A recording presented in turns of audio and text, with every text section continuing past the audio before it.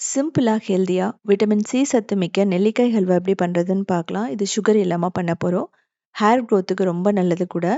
இதுக்கு ஒரு 10 நெல்லிக்காய 5 நிமிஷம் வேக வச்சு எடுத்துக்கலாம்.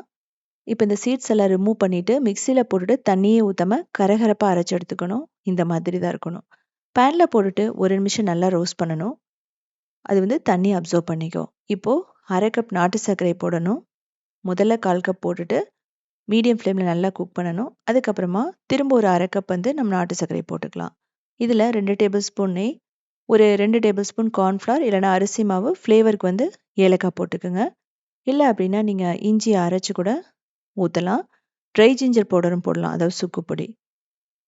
ஸோ இது பார்த்தீங்கன்னா ஸ்கின் க்ளோக்கு ரொம்ப பர்ஃபெக்டாக இருக்கும். அது மட்டும் இல்லாமல் கொலஸ்ட்ரால் இருக்கிறவங்க முதற்கொண்டு எல்லாருமே இதை சாப்பிட்லாம். இம்யூனிட்டி பூஸ்டர்னு சொல்லலாம். ஸோ குழந்தைகளுக்கு இந்த காலத்தில் நெல்லிக்காய் சாப்பிட மாட்டாங்க.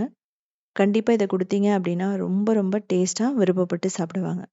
இந்த மாதிரி திரண்டு வந்ததுக்கப்புறமா பர்ஃபி மாதிரியோ சின்ன சின்ன பால்ஸ் மாதிரியோ கூட நீங்கள் ரெடி பண்ணிக்கலாம்.